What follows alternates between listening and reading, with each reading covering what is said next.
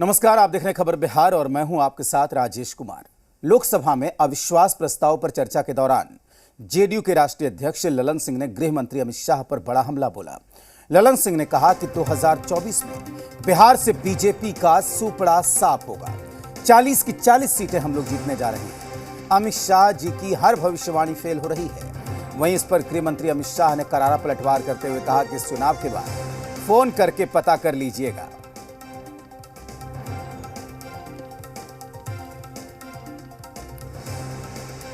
तो no confidence motion के दौरान जब अलग अलग दलों के नेता अपनी बात रख रहे थे तो जेडीयू के अध्यक्ष ललन सिंह ने जब करारा हमला बोला बीजेपी के ऊपर तो गृह मंत्री अमित शाह ने पलटवार किया।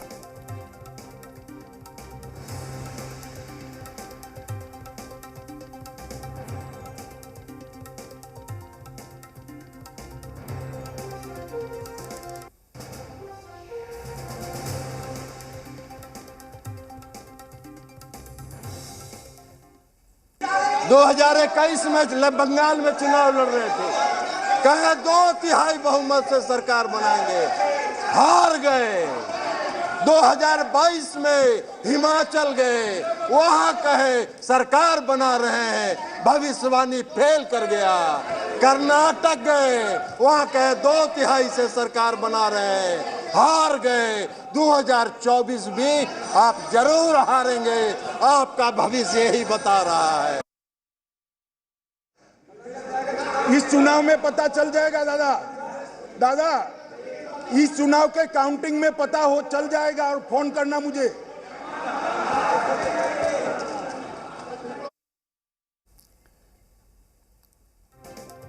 तो अमित शाह ने कहा है कि इस चुनाव में पता चल जाएगा, काउंटिंग के बाद मुझे फोन करना। तो जिस तरीके से ललन सिंह ने कहा था कि इस बार 2024 के चुनाव में बीजेपी का सुपड़ा साफ हो जाएगा। ललन सिंह ने कहा, जेडीयू के राष्ट्रीय अध्यक्ष ललन सिंह ने कहा कि आपने हिमाचल जीतने की भविष्यवाणी की, आपने कर्नाटक जीतने की भविष्यवाणी की, आपने जो तमाम भविष्यवाणी की वहाँ पर वो आपकी भविष्यवाणी सही साबित नहीं हुई। आपने पश्चिम बंगाल जीतने की भविष्यवाणी की, इसी तरीके से 2024 जीतने की जो आपने भविष्यवाणी की है वो भी फेल हो जाएगी। इस पर अब सियासी बयानबाजी भी शुरू हो गई है।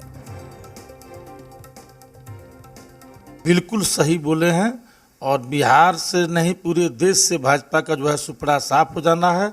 2015 में जो दावा इन्होंने किया था तो 52 पर सिमट गए थे। इस बार उससे भी बुरा हाल जो है बिहार में भाजपा का होना है और भविष्य में भाजपा जो है दोबारा आने वाली नहीं है।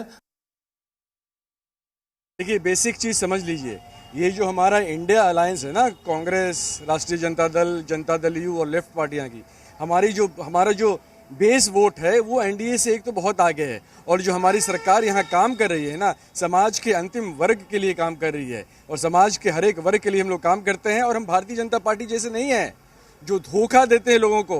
बिहार की जनता क्यों वोट दे आपको भाई? एम्स रोक दिया उसलिए, शिक्षा विभाग का पैसा आप नहीं दे रहे हैं इसलिए, जीएसटी का जो हमारा वाजिब हक है वो आप नहीं दे रहे हैं बिहार को, इसलिए लोग यहाँ पे आपको वोट दे। ये ललन सिंह जी का दावा सत्य है, क्योंकि भाजपा ने भी मान रखा है कि इस बार उनका पराजय तय है। इसीलिए भाजपा ने तय किया है कि नरेंद्र मोदी के नाम पे नहीं, एनडीए के नाम पे चुनाव लड़ेंगे। नहीं तो 9 साल पहले कभी एनडीए की मीटिंग देखे थे? जब इंडिया टीम बना तो उन्होंने एनडीए की बैठक सिर्फ इसलिए की क्योंकि हार का ठिठुरा नरेंद्र मोदी के नाम पे नहीं, एनडीए के नाम पे फूटे। ललन सिंह जी कब क्या बोलेंगे, इनके बातों में कोई दम है क्या? आखिर जिस जदयू की बात बोल रहे हैं, भारतीय जनता पार्टी के कृपा से नीतीश कुमार जी लगातार बिहार में मुख्यमंत्री बन के रहे हैं। वो तो तीसरे नंबर का दल है, 0 पर आउट वाला दल है। भारतीय जनता पार्टी के आशीर्वाद से ललन सिंह है और जदयू है। नीतीश कुमार जी भी भारतीय जनता पार्टी के आशीर्वाद से बिहार के मुख्यमंत्री लगातार रहे हैं और ललन सिंह जी सुपड़ा साफ करेंगे।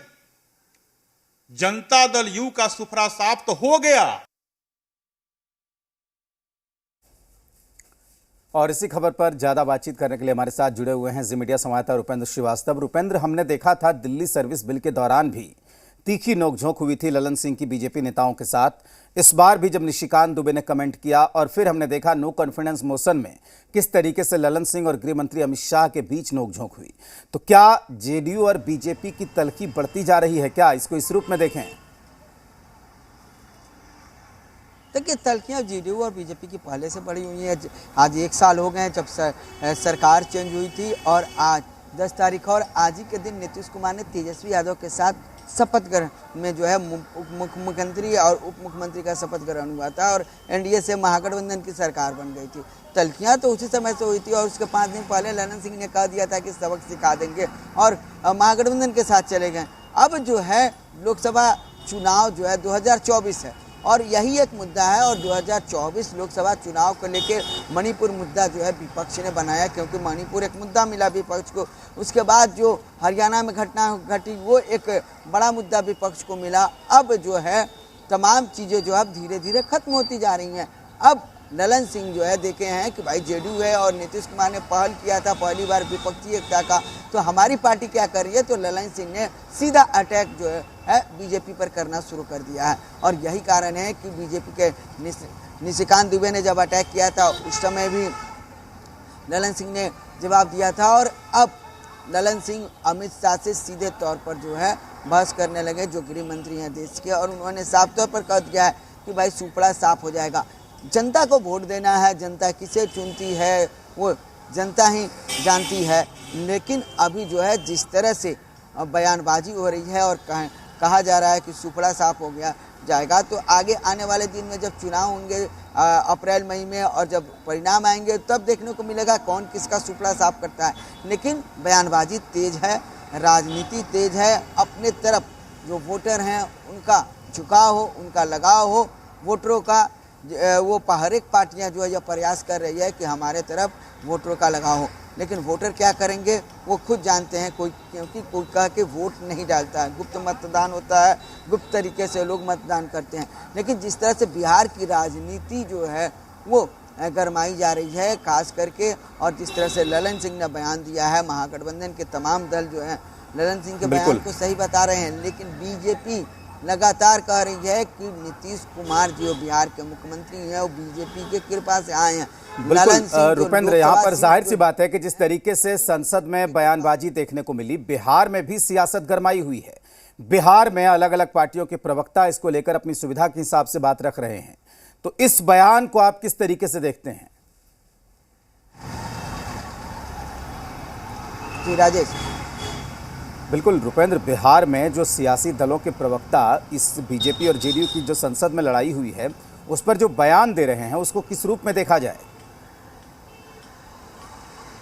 देखिए, उसको इसी रूप में देखा जाए कि जिस तरह से चुनाव है और चुनाव को लेकर जो है प्रत्येक पार्टियां जो है जेडीयू हो, बीजेपी हो या अन्य पार्टियां हो, वो जनता के बीच में ये पहुंचाने की कोशिश कर रही है कि हम ही जनता के हिमायती हैं, और उसी को लेकर इस तरह के बयान दिए जा रहे हैं। क्योंकि देखिए, जब बीजेपी के साथ जेडीयू आती है तो जेडीयू का ग्राफ जो है काफ़ी बढ़ जाता है। लोकसभा चुनाव में जिस तरह से 2014 में देखा जाए नीतीश कुमार अकेले चुनाव लड़े हुए थे, 2 सीटें आई थी, लालू यादव की आरजेडी लड़ी थी, 4 सीटें आई थी। और उसके बाद जब 2019 में खुद मुख्यमंत्री नीतीश कुमार बीजेपी के साथ आते हैं तो जेडीयू सबसे अच्छी पारी खेलती है और जेडीयू को 17 सीट मिल जाते हैं। तो ये एक बड़ी बात है और कहीं ना कहीं जेडीयू देख रही है कि क्या महागठबंधन से उसको इतनी सीटें आ पाएंगी। जिस तरह से अभी गांव का माहौल है, तमाम चीज़ें हैं, महंगाई है, कई चीज़ों को लेकर विपक्ष जा रहा है, लेकिन जनता का मूड है वो समझना चाह रहा है जेडीयू, चाहे बीजेपी जनता के मूड को समझ रही है या समझना चाह रही है। इसको लेकर इस तरह के बयानबाजी की जा रही है कि आगे जो है